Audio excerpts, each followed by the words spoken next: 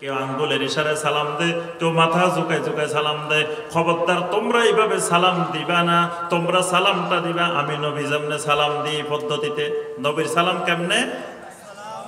আসসালামু আলাইকুম ওয়া রাহমাতুল্লাহি ওয়া বারাকাতুহু।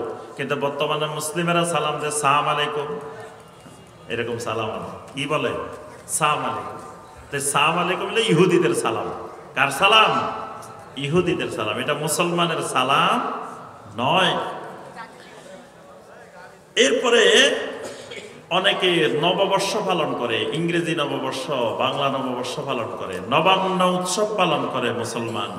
অথচ ইবনে ওমর রাদিয়াল্লাহু তাআলা আনহুমা বলেন, মান বানা বিবেলাদিল মুশরিকিন ওয়া সানা নাইরুজাহুম, যদি কোনো ব্যক্তি মুশরিকের দেশে থাকার কারণে নববর্ষের উৎসব পালন করে, ওই ব্যক্তি যদি তওবা না করে নববর্ষের উৎসব তারপরে নবান্ন উৎসব পালন করে, লোকটা যদি মারা যায়, হুশরা মাহুম ইয়াউমাল কিয়ামা, কিয়ামতের দিন হাসর হবে ওই ইহুদিদের সাথে, খ্রিস্টানদের সাথে।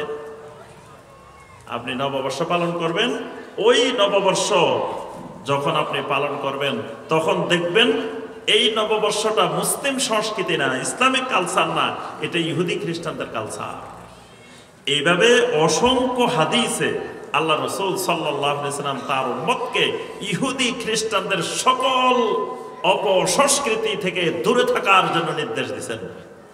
শিরিক থেকে, বেদাত থেকে, কুফর থেকে যেমন দূরে থাকতে হবে, একইভাবে বিজাতীয় কৃষ্টি কালচার সংস্কৃতি থেকেও মুসলিমদেরকে দূরে থাকা ফরজ।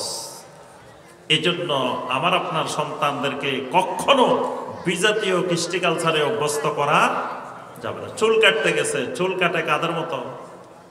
দেখবেন চুল কাটে ওই মুশরিকদের মতো, কাফেরদের মতো, বিজাতিদের মতো, ওদের অনুকরণে চুল কাটে।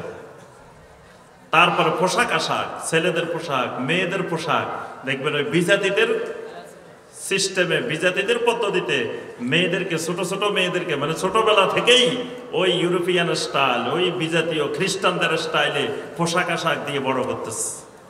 এই বিজাতীয় কালচার মুসলিমের জন্য কি হারাম, খেয়াল রাখতে হবে।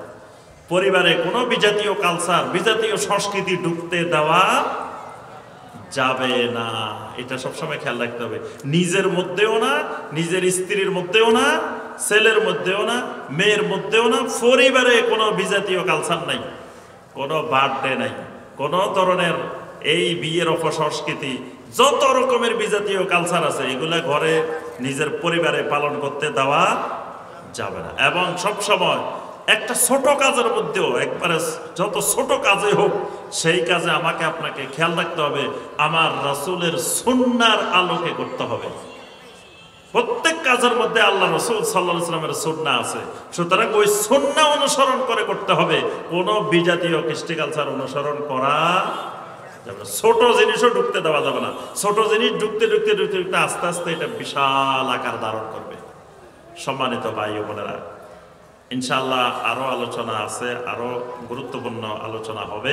তো আল্লাহ রাব্বুল আলামিন আমাদের সবাইকে, আল্লাহ পাক যেই দিনটা আমাদের জন্য একমাত্র দিন বানাইছেন, যে ইসলামের মতো মহা নেয়ামত আল্লাহ আমাদেরকে দিয়েছেন, সেই ইসলামের সংস্কৃতি, সেই ইসলামের সুন্নাহ আমাদেরকে মেনে চলার, আমাদের জীবনে বাস্তবায়ন করার আল্লাহ পাক তৌফিক দান করুন।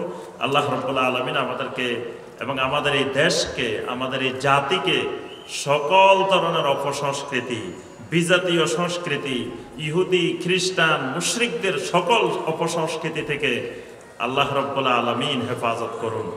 আল্লাহ রাব্বুল আলামিন ইয়াসিন আলী সালাফি কমপ্লেক্সকে আল্লাহ পাক কবুল ও মঞ্জুর করে নিন। আল্লাহ পাক এই প্রতিষ্ঠান থেকে এমন এমন যোগ্য দায়ী ইলাল্লাহ তৈরি করে দিন, যারা সারা বাংলাদেশ নয়, সারা পৃথিবীতে সালাফি মানহাজের দাওয়াত নিয়ে ছড়িয়ে পড়বে ইনশাআল্লাহ। আগামীর বাংলাদেশ সালাফি মানহাজের বাংলাদেশ ইনশাআল্লাহ।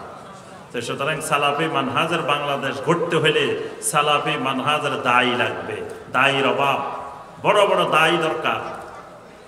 তো এই জন্য আমাদের বাজারে মার্কেট বিশাল, কিন্তু মার্কেটে সাপ্লাই নেই।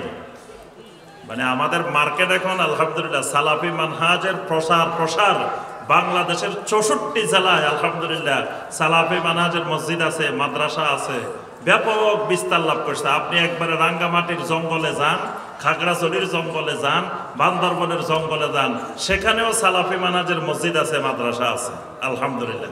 এই সেন্ট মার্টিন দ্বীপে যান, সেখানেও সালাফি মানহাজের মসজিদ আছে, মাদ্রাসা আছে। একেবারে জলে, স্থলে, সাগরে সব জায়গায় আলহামদুলিল্লাহ সালাফি মানহাজের দাওয়াত ছড়িয়ে পড়ছে।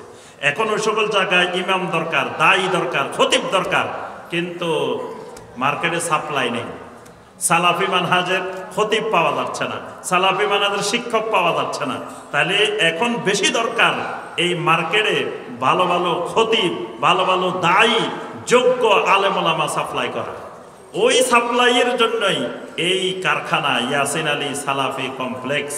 আল্লাহ পাক এই প্রতিষ্ঠানকে কবুল ও মঞ্জুর করে নিন। এই প্রতিষ্ঠান থেকে শাইখ বিন বাজ, শাইখ উসাইমিন, শাইখ আলবানী, ইমাম ইবনুল কাইয়্যিম, ইবনে তাইমিয়া রাহমাহুল্লাহর মতো আলেম আল্লাহ পাক তৈরি করে দিন। আমিন ইয়া রাব্বাল আলামিন। আসসালামু আলাইকুম ওয়া রাহমাতুল্লাহি ওয়া বারাকাতুহু।